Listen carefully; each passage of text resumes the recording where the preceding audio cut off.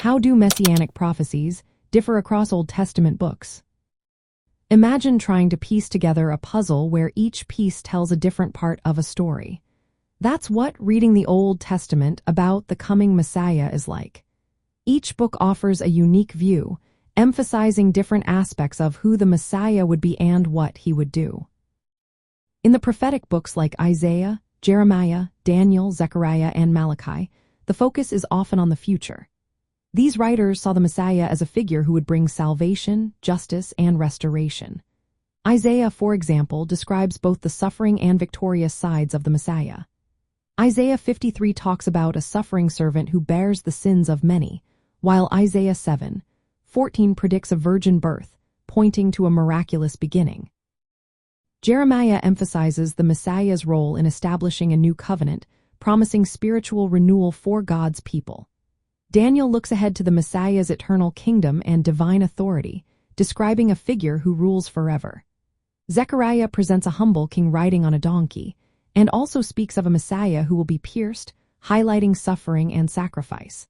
Other prophets like Hosea and Micah give more symbolic hints. Hosea 11:1 is often seen as a reference to Jesus' early life, and Micah 5:2 predicts the Messiah's birthplace in Bethlehem. When we turn to the historical books like 2 Samuel and 2 Kings, the focus shifts. These books highlight promises made to King David, especially the promise that his throne would last forever. This sets a foundation for understanding the Messiah as a descendant of David who will establish an everlasting kingdom. For example, 2 Samuel 7 records God's promise to David about his throne, which later becomes a key part of Messianic hope.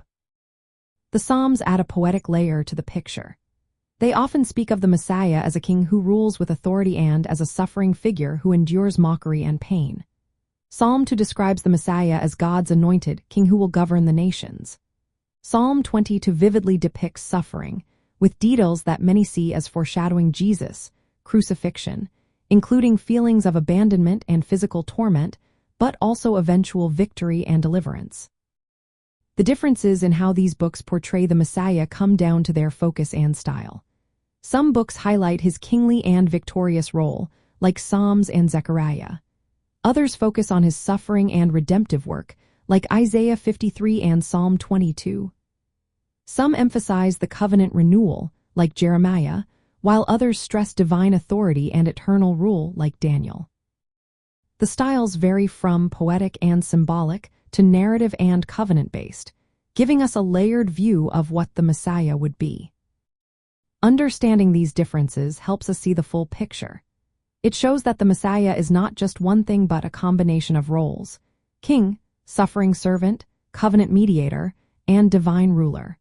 Recognizing this makes it easier to see how Jesus fulfills all these roles, tying together the promises from the Old Testament with what we see in the New Testament.